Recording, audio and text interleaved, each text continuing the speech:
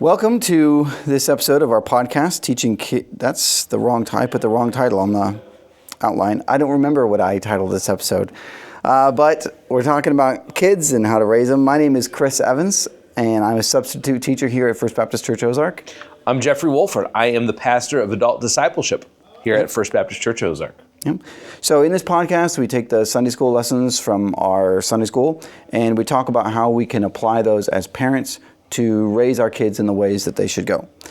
In this episode, we're going to talk about the lesson was about dinosaurs and are they in the Bible? So we're going to talk about that for a little bit, and then we're going to talk about how we respond when our kids ask us questions, both deep theological questions that we don't have the answers to, or any kind of questions that they ask us relating to the Bible that we just don't have an answer for. We'll talk about that. So before we go into that, I just want to say, if you like this podcast, if you enjoy it, share it with someone and spread the word. All right, so Jeffrey, how do Christians explain dinosaurs? Big lizards. Big lizards. Well, let me back up, because the first question is, why do we need to explain dinosaurs? We need to explain dinosaurs because in general revelation, in our world, we have fossils of these creatures that once existed, but they don't exist right now, as far as we know. They could. They could. I know there are some people who still think that there are still dinosaurs alive. But I did watch Journey to the Center of the Earth. Did you? I think there's dinosaurs in that they discover. Anyways. Yeah. Probably not like that, though. Probably not like that. Probably not. Yeah, we can't deny the existence of these creatures. Right. We have fossil records. We have real things in hands that are tangible. Like I said, general revelation tells us these things existed. And for the most part, the world's explanation for how those came to be, why they exist, is evolution, and they all got wiped out by something. Probably an asteroid would be the explanation that they give. And that creates a problem, because for us, we would generally say evolution is not the way that things happened. And then comes the question, if we're talking about the Bible and why should I believe the Bible, dinosaurs aren't mentioned in the Bible. And if it is a record of history, then why aren't they there? And so how do we answer that question? How would you answer that? I think there's lots of animals that aren't mentioned in the Bible, but we would still say that they exist. So just because the Bible doesn't mention something specifically doesn't mean that it didn't exist. But there are passages that lend themselves to the understanding that there were dinosaurs. Yes. So the two things that I want to keep in mind is, as you read the creation story, think about the days of creation. Day 6, right? God creates animals first, then he creates man. And so all the land animals were created that day, and we know that God created sea creatures and birds the day before, correct? Yes, on day 3, I think? Oh, nope. It'd be day 4 or 5. Yeah, it was day 4, because they were the masters of the air and the water, and then 5, we should have done our homework. We didn't. I didn't plan to go in so much detail on that part of it. But and the reason I bring it up is because God made them in creation, and he made them closely. At least the land animals, we would assume that dinosaurs would fall in land. So at least some of the dinosaurs would fall into land animals the same day as mankind being created. He created the birds and the fish on the 4th day. It was the lights that he created on the 3rd day. We have the Bible. We can look it up. Yep. Yes. I didn't mean to interrupt you. No, I think I was done. Okay. Yeah. So talking about some verses that hint at the existence of, or could be interpreted as the existence of, dinosaurs. Primary passage we generally go to is Job, the end of Job 40 and all of 41. And in those passages, So God is talking to Job. Job has kind of said, I want to talk to God. I'm innocent, and God comes to answer him, and his basic answer is, who are you to question me? And it's actually really great. It's really good when you explore it. And at the end of God's answer to Job, he talks about these two creatures, which in English we have translated as the behemoth and the leviathan. And the behemoth is generally a land creature, and it talks about the leviathan as a aquatic creature in some way. And these animals, these beasts, are presented as like God is saying, could you possibly control these things? No man can control them. They don't fear man at all, and no man has ever come against them. No man can control them. And he's saying, I can control these things. And so he's saying to Job, like, if you can't control these things, I can control these things. Who are you to try and come before me and question me? And so these two creatures, the descriptions of them could very well be dinosaurs. It's possible that they're not. We don't know exactly what they were referred to, but it does make sense that they could be dinosaurs.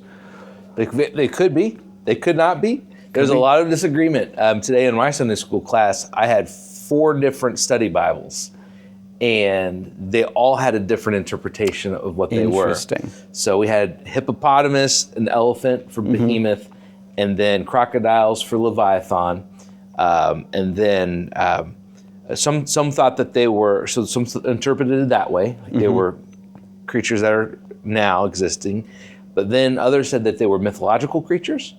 So this is just a tip to a mythological. It'd be like the equivalent of God talking about Sasquatch to us. Yeah. It's a mythological creature that I don't know. There's some people that I respect that have that view, and I don't necessarily see it. I think it's something that Job is familiar with. He would understand these are animals we can't control. Yeah. He would know there was some point of reference of this is real. This isn't just a play thing that God's bringing up, but like there is something really out there that's tangible that he knew about that he could relate to and say, yeah, we can't do that. Yeah, that's definitely the way that it seems to me. And to that front, that's his point. And you wanted to read these verses that really talk about what the purpose is for this. Yes, and so and not to interrupt you, but one of the things that we talked about in our Sunday school class was, okay, so ABC material says this is our evidence for dinosaurs. Okay, we can see it there as a possibility, but that's not the main point of Job. Yes. God, when he's working through the Spirit, inspiring Job to write these things, then it's not, hey, I'm making a case for the existence of dinosaurs. No. That's not the purpose. The purpose is exactly what you mentioned earlier. And in chapter 41, verses 10 and 11, here's kind of the conclusion, the main thought. Verse 10, no one is so fierce that he dares to stir him up, talking about Leviathan. Who then is he who can stand before me? God's saying, who among men could stand before me? You can't even control this beast, and yet you think you can stand before me. Verse 11, who has first given to me that I should repay him? Whatever is under the whole heaven is mine. And here's God's point to Job. I am supreme. And the reality is Job experienced a lot. He experienced the death of children. Let's pause for just a moment. We're going to get a bunch of kids walking by. Hey, guys. Okay, go. And so God is just, so Job has this real sorrow. He has this real loss. Loss of family, loss of property, loss of health, everything in his life taken away. And naturally Job is questioning God, and God's just kind of bringing it back and saying, okay, remember I am God, and I've got things under control. And I love Job's response in chapter 42, verse 2. He said, after God said all that he said, Job says, I know that you can do all things and that no purpose of yours can be thwarted. And then in verse 6, the end of his response to God, he says, therefore I despise myself and repent in dust and ashes. And if you're reading this and you've no context for this verse and in the context of the rest of the Bible, it sounds really harsh. But it's not. It is the proper way we should view God. He's big. He's in charge. He's in control, and we cannot. We have no place to question him. Supremacy of God is the first thing. Dinosaurs, second thing. Yeah, we're going to talk about that later on. I'm excited to talk about theological triage, but I digress. Yes. So that was the lesson from this morning. So we want to take that, and as I was thinking about how does this relate to us as parents and teaching our kids and raising our kids in the ways that they should go. And as far as the dinosaurs question, if our kids came and asked us about dinosaurs, or we wanted to preempt that, we wanted to explain the idea of dinosaurs, the answer that's the best answer that we have as far as does the Bible talk about dinosaurs. It seems as if they could be here, but it never precludes the existence of dinosaurs. And so that question is pretty much answered just in the lesson itself. But I want to take that a step further, and I thought about this is a question that the curriculum is bringing up because it's a common question in the world. Our kids are probably going to come across it at some point, but there's plenty of other questions like it. And what do we do as parents when our kids come to us and they ask a difficult question that we don't have an answer for? We're not prepared to answer. What do we do in that moment? What are your first thoughts, Jeffrey? We turn around and we run away screaming. You know what? That would be really nice if that was the right answer. No, the kids will come with questions that we probably haven't thought about. And you want to give, if the kids are being serious, if there's a legitimate, serious question coming to you, you want to take it seriously. You want them to know that you're listening, and there's nothing wrong with saying, I don't know. No. But guarantee you that out of the 2,000 years of church history, someone has probably asked a very similar question. And there are people even today who probably have answered the question, Christian thinkers, that probably have something on the internet. So be careful searching things, but you can always try to find the answer and find a respectable source that would give you an answer to that. Yeah. And it's important to note, sometimes we go and we look for an answer, even if we don't that is a great answer or answers all my questions, even if it doesn't do that, the fact that there's an answer out there means that it's not a contradiction, right? Because there's at least some explanation that makes it work with the rest of it. Right. And so... and another thing we're going to have to remind our children over and over and over again is the Christians who have a biblical worldview are going to have a different narrative than the world. Yes. Right? Our children are going to have to understand when we come to the Bible, we're going to have a different narrative than the rest of the world. And that's okay. We have to know the world's narrative. If your kids are going to go to public school and go to the science classes and go to state schools, you're going to have to know the answers that they want you to give. You're going to have to know. As parents, we need to be aware of what our kids are being taught. Yes. So sit and watch Dinosaur Train. Sit and watch Dino Dan and Dino Dana, and everything else. Yeah. Know what they're hearing. Have a little bit of a context, but then explain to them. Okay, this is what they're saying, but what does the Bible teach? And that's where Answers of Genesis comes in and offers a lot of material to help us think through that. Yeah. So thinking about your kid in that moment, they come and they ask you a question, and you're like, "Whoa, that's either it's a really big question or it's a maybe simple question, but you're not prepared to give an answer to it. What should you do?" And it's easy as a parent to say, that's just the way it is. You know, why is the sky blue? That's just the way it is. But I think it's important, and as I was thinking through as I was preparing for this, I'm like, I do that a lot. Mm-hmm. It's very easy to just flip an answer. And it's not that it's not true, but that we're presenting to our kids like, I don't really care or have time to answer your question. So we need to be, and there's a time and I think there's a place for answering in that way, but we also want to make sure our kids are aware that we care about their questions, about their answers, about getting answers to their questions, about them understanding the way that things are, and not shutting them down. We want to encourage them to keep asking questions, because if they're asking questions, especially those hard ones, it's because they're thinking about things, and we want to encourage them asking questions and thinking about things. Another thing I would recommend too is ask your kid, what kind of answer are you looking for? Are you looking for a short yes, no answer, or do you want to do research here? Are you familiar with mansplaining? Yes. Okay. I think it's like Sasquatch. I think it's a fake thing.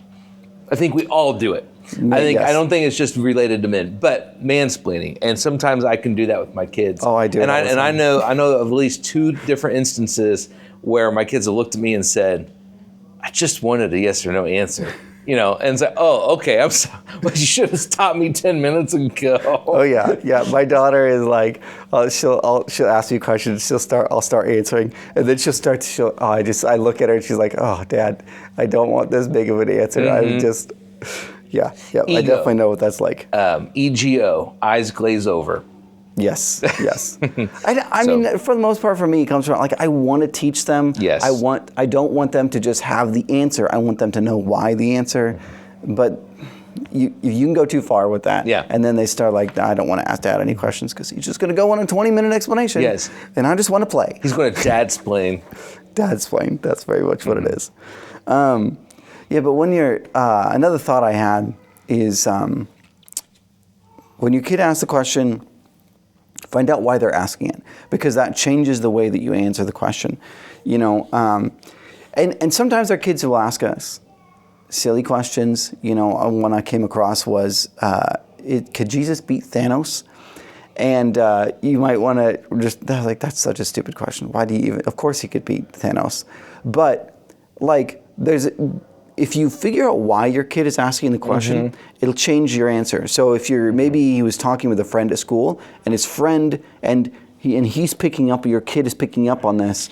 Jesus and Thanos are both imaginary, powerful beings, and that puts them on the sort of same playing field. You're going to answer that question differently than if your kid was like, oh, well, I was watching the movie and I was like, that's an interesting question. You're going to answer the question very differently. But even as silly of a question as that is, opens up the door to, okay, who is God? Who is Jesus? What are they capable of? You know, and then you can just talk about Thanos. Is he real? Is he imaginary? And you get like opens the door to all these topics, and you don't need to explore all of that in that moment, risk of dadsplaining, but know why your kid is asking the question. That's a good point. In that particular instance, just think about the storyline. You have all of the greatest heroes of Earth, right? You have Hulk, and you have Thor, who is what? Supposed God. A god, right? And so Thanos is this creature that's greater, that comes in, and the strongest heroes that we have, and this god are unable to defeat him. Yes. And if your kid is associating Jesus with Thor, right? You know, long hair, beard, God. Yeah. You know, you can see where the confusion is, and so reminding them that all that was fictitious is a good thing too. But that's an interesting point there. I don't know. You could rewrite Job and replace Leviathan with Thanos. You could, yeah. I mean, if we're talking about mythological, if it was a mythological creature, you know. And no. Don't think about that too hard. Yeah, so you said something earlier that it's important to, or it's okay to not know an answer. So what do we do? How do we respond to a kid if they ask us a question and we're like, oh, I have no idea how to answer that question? What do we do? You just tell them, I don't know how to answer that. Then what? You just leave it at that?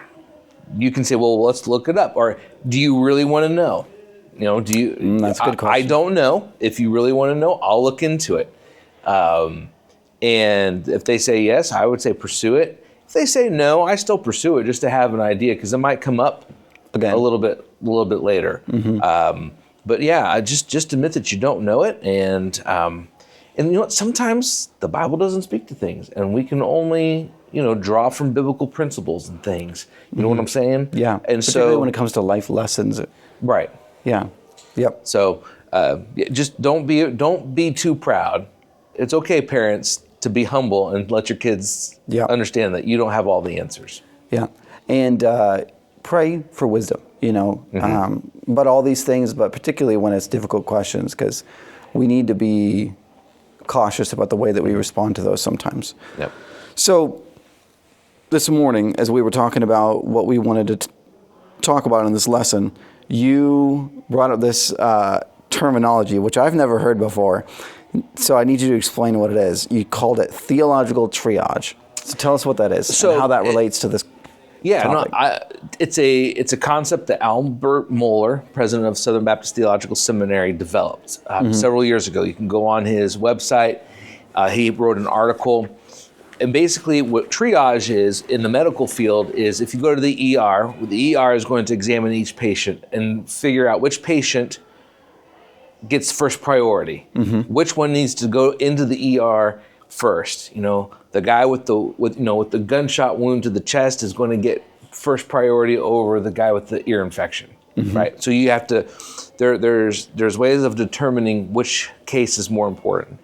In theology, Albert Mohler was making the case when he wrote the articles. We have to be able to have theological triage and say, okay, what issues are more important than others? And he developed a 3-tiered system. I think you go 4 or 5 levels if you wanted to, but the concept's the same. Yeah. There are first-tier issues where what are the main things that make you Christian? What is Orthodox Christianity? Then the second tier is, okay, what are some things you can still be a Christian but disagree on? But you probably won't be within the same church. Yeah. For instance, baptism. If you're a pedo-Baptist, if you baptize infants and think that's what you should do, you're probably not going to function well in a Baptist church. Yep. And you're going to have frustrations there. So that's why we have Presbyterian churches who are good, godly Christian brothers and sisters, and we have Baptist churches. And that's second-tier issues. Then you come down to third-level issues, which are we can agree to disagree. And like I said, I think there's even 4 and 5 tiers down. But dinosaurs might be in that 4th or 5th tier. They would definitely be in the 3rd one, I would believe. Okay. As far as it's interesting, the New Testament never picks up on this idea of dinosaurs. Jesus in his ministry never picks up on the idea of dinosaurs. That is true. So it wasn't that. It didn't seem to be an issue then and there. So I think it's lower down on the totem pole. We have to remember that. Yeah. So there are good Christian brothers and sisters who might disagree with the issue of dinosaurs. They might believe that they did come before humans. They might be believing a worldview or understanding of creation. But I guess at some level we would say that they were created before man. Yeah. Well, yeah, they were created on the same day, but Adam and Eve were the last. Chronologically before. Yeah. And so all that to say is we want to communicate that with our kids too. Because as you're teaching them what you believe the Bible says, and as we're teaching them through what the ABC material, they're going to come against friends who are going to disagree, and we're going to have to teach our kids, there are some issues we just disagree on, and we don't need to come down hard on people and say, well, you're not a faithful Christian. Reserve those type of comments for like top tier level 1 issues. Right, but we need to teach our kids what are the top tier Yes. issues, what are the second tier issues, so that when they're, a friend is saying something, they go, whoa, we need to stop and address this, or I'll let him go because it's a second or third tier issue. Yeah. And so the only way that our kids would figure out what those tiers are is if somebody teaches them. Yeah. And most likely that's going to be the parent, as we're with them a lot more than the people at church are. Right. And then also, we believe different than other people, and that's. And it's okay, even if they disagree on a primary issue, right? You can't force them into your belief, right? You want to talk to them about it, you want to make it a big deal, but you got to make it a big deal in the right way. And you got to decide whether there's a lot you could go into there. Yeah, we need to teach our kids critical thinking and how to. And I was going to say, teaching our kids to think critically. Just because consensus science has said this is the way it is, we need to be thinking critically about what science tells us. Yep. Thinking about it, asking critical questions about key issues, key topics. What does the Bible say? What is some of the other evidence? I find it interesting that so in the evolutionary secular worldview, dinosaurs come millions of years before men, and then they're wiped out, and so men would come back later. Well, we have now Aztecian archaeological digs that have pictures of dinosaurs on them. Interesting. In Utah, there's pictures, cave paintings of creatures that have really long necks and really long tails alongside of mankind. Interesting. So, I don't know where I was going with that, but I was going somewhere. And hopefully you can finish the rest of the journey. Well, he points to, I don't know. So all that to say is critically thinking through and looking at the evidence. Another thing to remember too is helping our kids understand, ask questions. What the fossils? A lot of fossils, we have fragments. So a lot of data is, a lot of fossils are recreated as you would think they are, or how you would think that the other side of that fossil might be that's not there. And ABC talks all about this, but just thinking critically, and not the big thing is just because you watch a big name scientist on TV make claims doesn't mean that they're infallible. Right. And the same applies to your pastor and your teachers, your Sunday school teachers, and even your parents. I want my kids to be critically thinking about the things that I teach them. And I believe that I'm right, and if they say, well, Dad, why do you believe this? I'm hopefully going to have an answer for it. But I don't want them to believe something just because I told them. I want them to believe it. I want them to question it over time and as they get older, and then come to, okay, I believe this because I think it's actually true, not just because my parents told me. And that's what we need to do. And ultimately, all these things, we want our kids to be solid on the primary things. That's the biggest goal. We want them to know who God is, right? And we talk about, as we were talking about dinosaurs and the behemoth and the Leviathan and all of those topics. That's not where we want our kids to focus on. If we have that conversation with our kids, we need to, like God did, the point is who God is. The point is to understand who He is. We don't have to have all of the answers to know who God is. And there seems to be that there's these atheists or agnostics, intellectual agnostics who they're open to believing the Bible, but you have to answer all of their questions first.